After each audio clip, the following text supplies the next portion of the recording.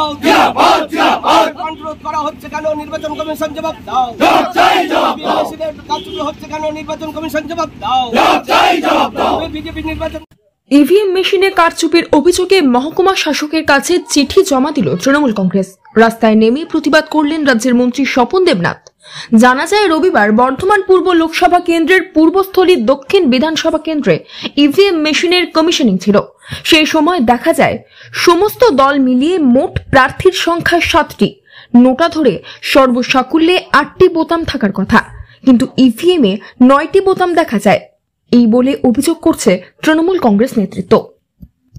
Symbol থাকা ছিল নির্দিষ্ট প্রার্থী হচ্ছে 7 জন, বিভিন্ন রাজনৈতিক দল সহ নির্দল প্রার্থীরা যদি থেকে থাকেন থাকবেন 7 জন, একটি নোটা, মোট 8টা। কিন্তু দেখা যাচ্ছে ভিভিপ্যাট এবং ইভিএম মেশিনে মোট 9 জন আছে, ইনক্লুডিং নোটা, যেটা থাকার কথা ছিল 8। এটা বিজেপি এবং নির্বাচন কমিশনের এই এলাকায় বিপুল ভোটে হেরে যাওয়ার আশঙ্কা থেকে এই ষড়যন্ত্র করছে মানুষের ভোটকে প্রভাবিত করার জন্য বিচ্ছিন্ন। এই বিষয়টা মাননীয় মহকুমা শাসককে জানালাম এবং এর কপি আমরা district election officer cum district ম্যাজিস্ট্রেটকে আমরা মেল করে নির্বাচন পরবর্তীকালে দেবো। এরাই তো নির্বাচন কমিশনার, জেলার ক্ষেত্রে তো এরাই নির্বাচন কমিশনার। অভিযোগ অস্বীকার করে বিজেপির জেলা সভাপতি গোপাল চট্টোপাধ্যায় বলেন, তৃণমূলের এই ভয় আমাদের ভালো লাগছে। বিজেপির কারচুপি করার কোনো প্রয়োজন পড়ে না। আর তাছাড়া কমিশনের প্রতিনিধি হিসেবে এখানে রাজ্য সরকারের কর্মচারীরাই থাকবেন। তিনি আরো বলেন, তৃণমূল বলছি ইভিএম কারচুপি করা হয়েছে। তৃণমূল তো ভালো জানে বিষয়গুলো না, মানে জ্বালা বুদ্ধকর করলো, রিগিং করলো, ছাপ্পা করলো। বিজেপির কাউন্টিং এ জেতা মেম্বারদের সার্টিফিকেট না দিয়ে তৃণমূলের চোরদের সার্টিফিকেট দিল। তারা সব বলছে, থাক ভালো লাগছে শুনে। মানে তার তৃণমূল স্বীকার করতে পারছে মানে কি যে ভারতীয় জনতা পার্টি তৃণমূলের বুদ্ধকর রিগিং ছাপ্পা করার বিরুদ্ধে বলা বিজেপি তাহলে সক্রিয় হয়েছে বলতে পারে নাকি। হ্যাঁ, এই ডর মুঝে আচ্ছা লাগা হয়। তৃণমূলের ভয় হচ্ছে যে বিজেপিও মেশিনে কারচুপি, বিজেপি মেশিনে কারচুপি করে না, করবেও না। কিন্তু বিজেপি তৃণমূল মানুষের সঙ্গে যে কারচুপি করেছে 2011 সাল থেকে, তার জবাব এবছর লোকসভা ভোটে মানুষ 11টার মধ্যে দেবে। তার জন্য তৃণমূল প্রস্তুত থাকুক। কমিশন কি করছে এখানকার প্রশাসনিক কমিশন তার অন্য কোনো বিষয়। কমিশন এখানকার রিটার্নিং হয়েছে কারা? এসডিওবিডিওরা। তো এই এসডিওবিডিও তো তৃণমূলে ভোট করিয়েছে পঞ্চায়েত নির্বাচনে।